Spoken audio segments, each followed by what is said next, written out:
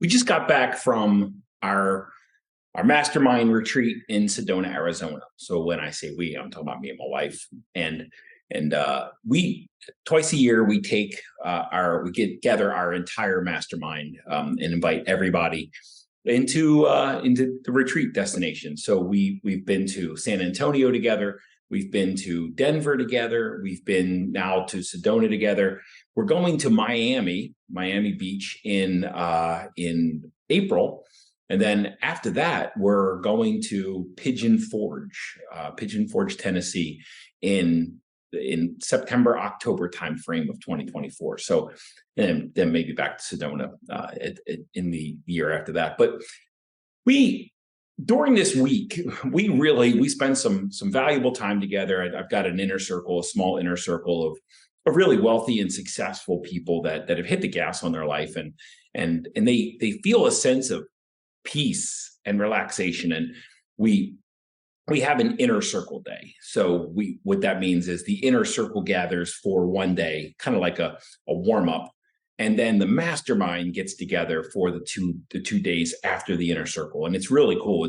Because the inner circle are the leaders of our mastermind. Like I'm the teacher and I'm the facilitator, but our inner circle, the inner circle people, members, they really are the leaders, and they call the shots in the mastermind. And they'll one of them requested, hey, what if we have a business call? So we put a business call on a calendar. During the event, one of the inner circle members came up and said, hey, so-and-so, this one person really needs a hot seat, really needs some time to express themselves so that they can start to get some more clarity. And we had a panel of inner circle members during the mastermind, so that the mastermind students could literally talk to and ask the inner circle folks, like, kind of what the path looked like to getting where they are. And there was this one magic moment, actually two, because two people said the same exact thing. So I want to paint a picture in your mind. If you were inside of this mastermind room, and there are 30 of us all together. There's 46 total in our mastermind, but only 30 of us could get together and go to Sedona. But I want to paint a picture. There's a panel of inner circle members, right? So there's probably 9 people in a row of chairs. And then the general mastermind is like sitting audience style. Okay. So looking at the inner circle.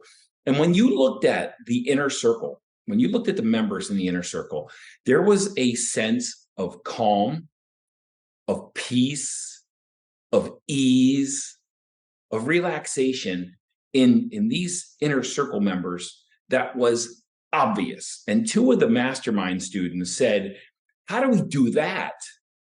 And one of the mastermind students said, we're like ravaged dogs, and full of anxiety and turmoil. And you guys are sitting there, inner circle members are sitting there with a state of relaxation and peace. And how do we do that? That's what we want.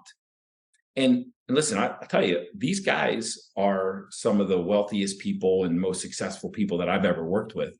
And it's not the money, and it's not the success that's created the peace, because I'm sure people that are wealthy and successful that don't have a sense of relaxation and don't have a sense of peace. The reason the people in the inner circle have a sense of peace and relaxedness and calm about them is because they've built a healthier relationship with life. They've literally built a healthier relationship with the universe, God, life, whatever you want to call like this thing that we're doing, right? Or whatever's guiding this magnificent ship and this magnificent experience. Like, building a healthier relationship with life is going to help you create that sense of ease and calm and peace. And listen, when you do that, money and wealth and success come a whole lot easier and a whole lot more abundantly. when you face life and when you approach life from a place of trust and faith and belief in yourself, and you expect magic and you anticipate magic, and you look for magic and you allow magic into your life and you allow wealth into your life and you allow success into your life, you'd be surprised at how many people that I've worked with that won't allow themselves to be wealthy and they won't allow themselves to be successful. It's like when success starts knocking, they shut the door and they run. Or when, even thinking about, in some folks, even thinking about living a financially free life creates a sense of anxiety in them, and fear, like makes them shrivel up. And it's amusing almost. And I remember being there thinking that, what would my life look like if I were free? Like, if I had time freedom and if I had financial freedom, what would my life look like and be like, and how would it feel? And it was like I couldn't even bring myself to allow myself to experience or feel or pretend or fantasize about being there, because it was like the prospect of having everything, and having complete control over my time and having complete control over my finances and being able to do what I want and being able to go where I want and being able to have what I want. It was almost my mind, it was like a sense of betrayal if I were to feel that. Maybe it's the sense of shame that I had inside of me that, I just wouldn't allow myself to experience or to dream about what I really wanted. And I really wanted control of my time, control of my calendar, the ability to travel and do cool things with cool people. Now, when you looked at the inner circle, you saw that sense of calm and peace and relaxedness. And there's one thing, there's a couple concepts that I teach, but there's one that I want to really amplify. And there's a 3-step process to having anything you want in your life. Like, getting clear on what that is. Most people are really clear about what they don't want. Most people are super, super clear about what they don't want. And they chase, basically, because they're clear about what they don't want and they're living a life of avoidance instead of creation. They're living a life of out of survival mode instead of creation mode. Because they're really clear about what they don't want, they're artificially putting themselves in survival mode, and that increases the anxiety and the fear and the worry and the doubt in your life. When you're clear, very few people are clear about the life that they want to live. They're settling for whatever shows up, but they're very, very clear about what they're trying to avoid. Maybe they're trying to avoid bankruptcy. Maybe they're trying to avoid loneliness. Maybe they're trying to avoid being a failure. They're really clear about what they're trying to avoid, but they're not clear about what they're looking to create. And that's why they're not creating anything in their life. Or if they do create it, they're not enjoying it because their life is spent trying to avoid circumstances, trying to avoid consequences. So step one is to get really clear about what you want in your life, what you want your perfect life to look like. What time you want to wake up in the morning? What time? How do you want your calendar to look? What are your ideal clients? What are your ideal outcomes with people? How do you relate with people in a healthier way? What do you want your physical, mental, and emotional well-being and health to look like and feel like? Get really clear about what you want. Number 2 is to resolve any doubt. Resolve any doubt that shows up in your mind. There's always stories in our mind that we don't see life as it is. We see our life through our stories. And you can use the word stories and belief interchangeably, but we see our life, or we see life not how it is, but we see life through our stories. We make things real that aren't real, and things that are true, like making money is easy. We make it untrue because we believe something different. And you live through your beliefs and you live through your stories. So it's resolving any doubt that you have in your mind, right? And creating a sense of certainty.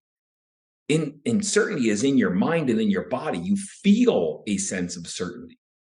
You feel a sense of certainty, like I can have anything I want, and it will happen. It will show up in my experience.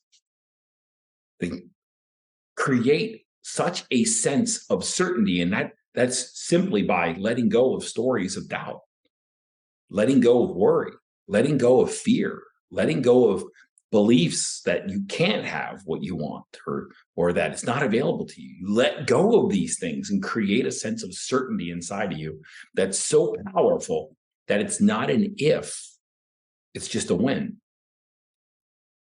The last step in the creation process is commitment. And listen, this isn't the first time I'm teaching you guys this. I teach this over and over. The last step in the creation process is commitment. It's staying true to your desire until it shows up in your experience. But not giving up on that thing that you want, creating it, allowing yourself to feel, to be in the receptive mode. If you've ever listened to Abraham Hicks talks a lot about being in the receptive mode and the art of allowing. And so many people are pinched off and they don't allow themselves to receive. Or when something shows up, just when it shows up, they get scared, they close the door and they run. Commitment is about staying true to the process and staying true to yourself, staying true to your vision, and allowing life the time to germinate your vision. And one of our inner circle folks, he has a landscaping business, and he also has a ponds business where he builds like 6 and 7 figure ponds for wealthy people. And what he shared with me is when you plant a seed in the ground, the very first thing that happens is the seed breaks open and roots from the bottom of the seed start to dig into the earth to create a root system so that when the seed does sprout, like it's locked into place. And it already starts to build a healthy root system to create that powerful bond with the earth. You can't see anything from the top of the seed, but the bottom of the seed roots are shooting out in the bottom of the seed. And then the top of the seed sprouts. After the roots are already developed, some roots are developed, the plant, whatever, starts to come out of the top of the seed. But just because you can't see the sprout coming out the top of the seed doesn't mean that it's like life is not working to make that seed become into the vegetation or whatever it was meant to become. And this is commitment. It's staying true and allowing life to develop roots and to set up things and to create things and move things around for you in your benefit.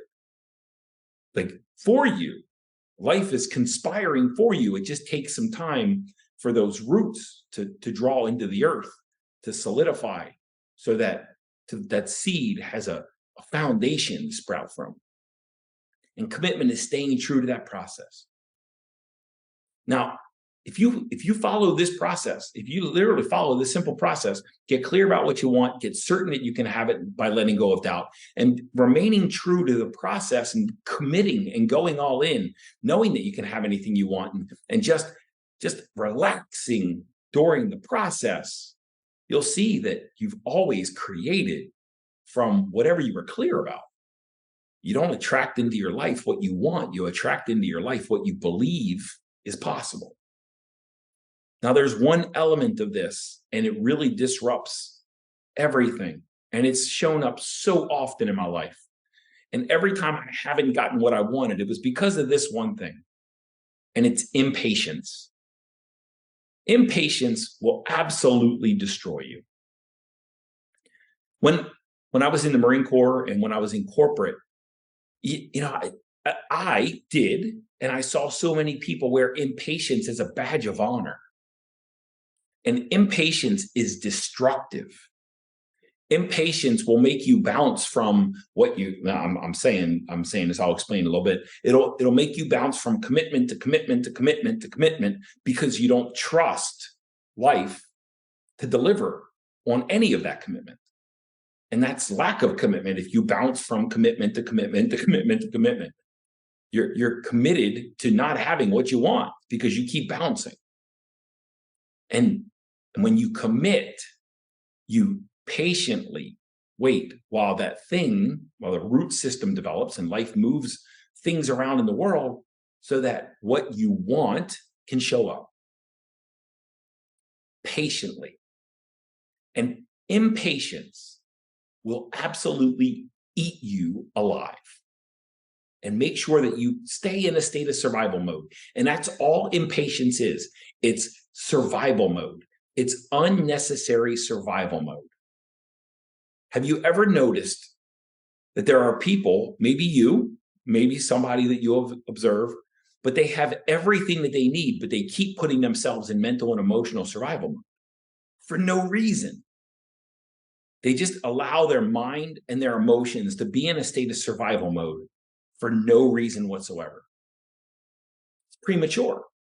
It's almost like they're living in premature survival mode, like they're living like the next breath could be their last, always, constantly. And impatience will keep you in a state of survival mode. The fastest way to get anywhere you want, and the fastest way to have anything you want, and the fastest way to become anything you want is slowly. And I know that I did another podcast episode. I know that creates, a little bit of confusion, but the fastest way to get what you want is slowly. The fastest way to build an awesome business is slowly. The fastest way to build an awesome relationship with someone is slowly. The fastest way to create extraordinary health in yourself is slowly. If you feel like you don't have time, you're in unnecessary premature survival. In our retreat, in the Inner Wealth Mastermind, those mastermind students looked at that inner circle, and what they saw the peace and ease. But what they didn't understand is those people weren't putting themselves in survival mode unnecessarily.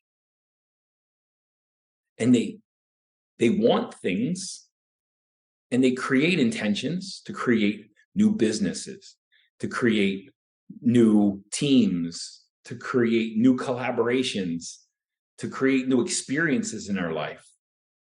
But they also understand that the what is 100% their responsibility, totally up to them. What you want and what you want to experience is 100% your responsibility. But the how and the when are none of your business.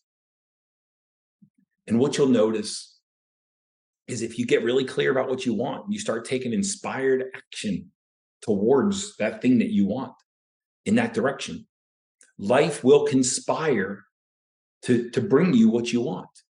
But it often, most often, will not look and appear and show up the way you thought it was going to. The what is 100% your responsibility, but the how and the when are none of your business. That's life's business. It's God's business. It's the universe's business.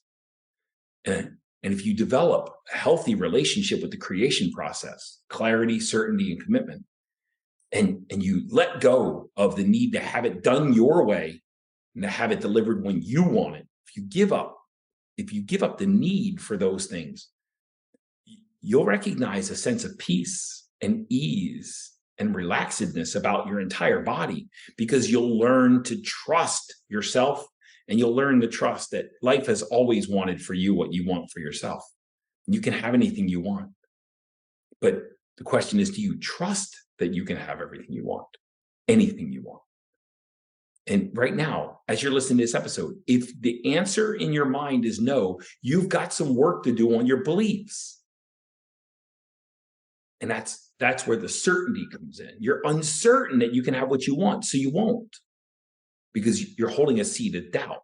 And the seed of doubt is growing, just like that seed of creation. Whatever you focus on grows, and you see the world and you experience the world through your stories and beliefs, not through reality. The reality is you can have, you can do, you can be anything you want in this world. And when you trust, and when you patiently assume the creation process and utilize the creation process, clarity, certainty, commitment, and you slow down, and slow down your pace, and slow down your momentum, and slow down the worry, doubt, and fear that's inside of you, and you increase the level of trust, your ability to trust yourself, and your ability to trust life, your ability to believe in yourself, and your ability to believe in life, your ability to create higher level stories and higher level beliefs that support the direction that you want to go. When you do these things, when you slow down and downshift your pace, and how fast you're moving through life, and you increase your trust and your beliefs and your stories, you're going to see everything change in your life, not just materially, but mentally and emotionally too. And that's what those mastermind students saw in my inner circle, is they saw a healthy relationship with life. So I ask you, you're listening to this podcast because you want something in your life. You're listening to this episode because you want something in your life. But do you trust that you can have it? And are you moving so fast and disrupting the process so aggressively that life can't deliver what you want because you're not giving it a chance? You're not opening up space. You're not creating space in your life, or in life in general, in order for life to deliver what you want. I've been there before, so I know what that feels like. And I know why we do that. It's because of fear. It's because of fear. It's because of doubt. It's because of worry. Develop a healthier relationship with life. And listen, if this message has been of any value to you, please, subscribe, like, share this podcast. Help me get this message into the world. Crush 5 stars on the podcast. Give me a great review, because this is how we're going to create world peace. It's through downshifting the stories that we're living through, downshifting on the beliefs, upgrading the beliefs that we're holding, upgrading the stories that we're telling ourselves, and upgrading our quality of life. If you've gotten any value out of this, I'd also love to connect with you. Like, I invite you into my Inner Wealth Mastermind. And you can be part of it from anywhere around the world. But one thing I'll commit to you is that not only will you create anything you desire, you'll feel that sense of peace and relaxedness, because that's where the magic really is. And that's really why you want all that stuff. Not having it is a choice.